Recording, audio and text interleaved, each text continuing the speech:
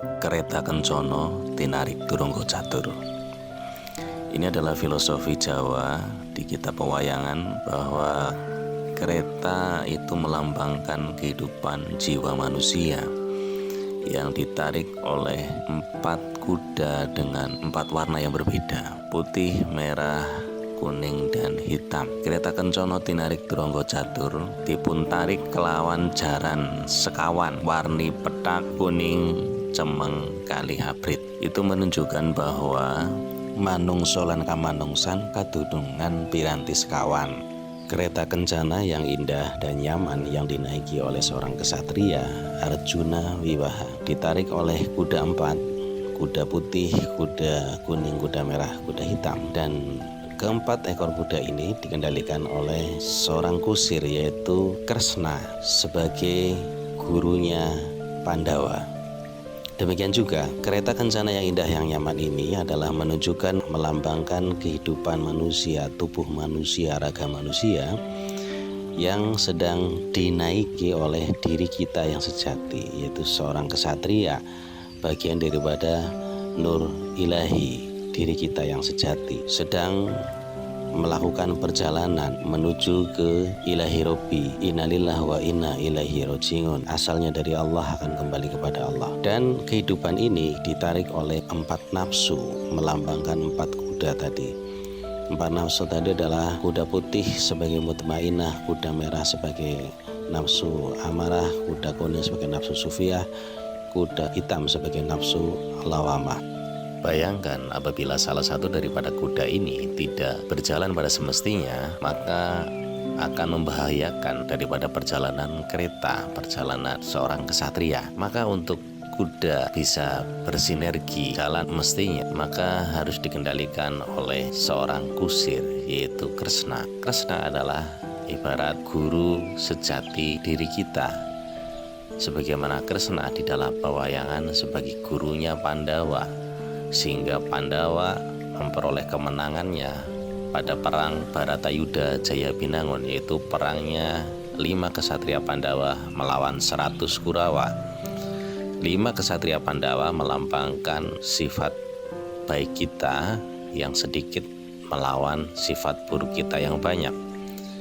Yang sedikit mampu mengalahkan yang banyak karena salah satunya dibantu, diarahkan, dikendalikan oleh seorang guru sejati, yaitu Kresna.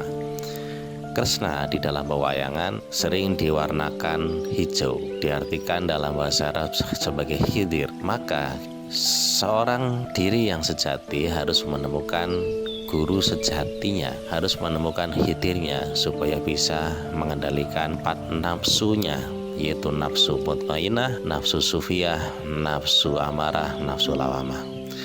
Nafsu mutmainah yaitu kuda putih yang kecenderungan berbuat baik, tenang, mengalah. Ini pun harus dikendalikan, jangan sampai terlalu over. Demikian juga nafsu amarah, yaitu kuda merah, dalam bahasa Jawa rahwana, rah getih, merah, wana hutan, yaitu anaknya Begawan Wisrawasidi yang pertama, yaitu Rahwana, yang mempunyai watak yang keras, yang mempunyai semangat yang tinggi, dan apabila mencapai puncak kemarahannya, Rahwana ini bisa bertriwikrama, berubah menjadi raksasa yang mengerikan. Demikian juga nafsu amarah kita, warnanya merah, pintunya adalah di telinga, pelawangane wonten talingan, manggenipun wonten rah, wonten getih.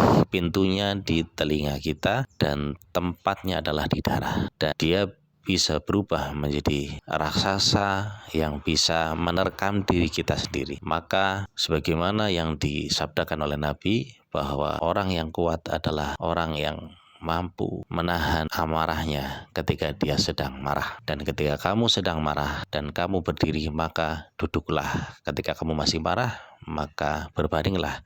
Ketika berbaring kamu masih marah, maka segeralah ambil air wudhu. Karena sesungguhnya marah itu dari setan, dan setan terbuat dari api, dan api akan padam dengan air. Kama Rasulullah sallallahu alaihi wasallam.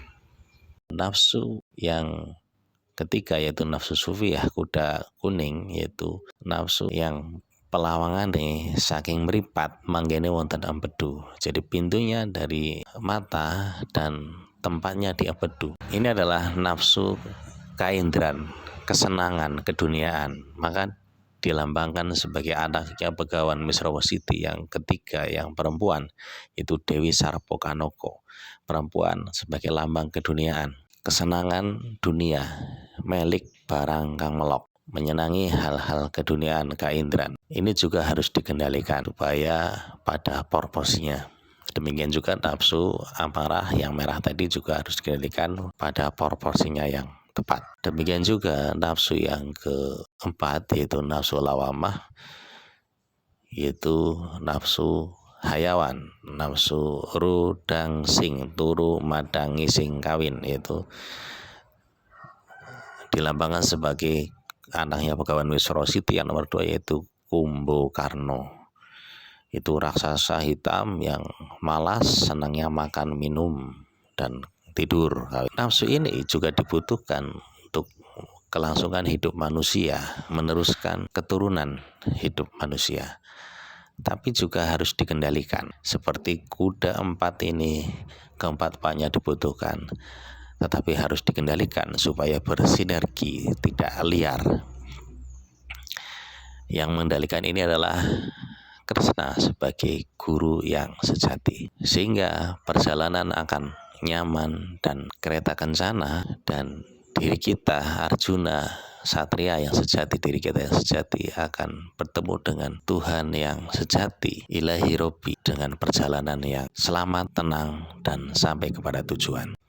Demikianlah penjelasan kurang lebih tentang filosofi Kereta Kencana Tinarik Turangga Catur. Banyak kekurangan, kami mohon maaf atas keterbatasan yang ada. Terima kasih telah menyimak. Salam sukses, lancar jaya selalu.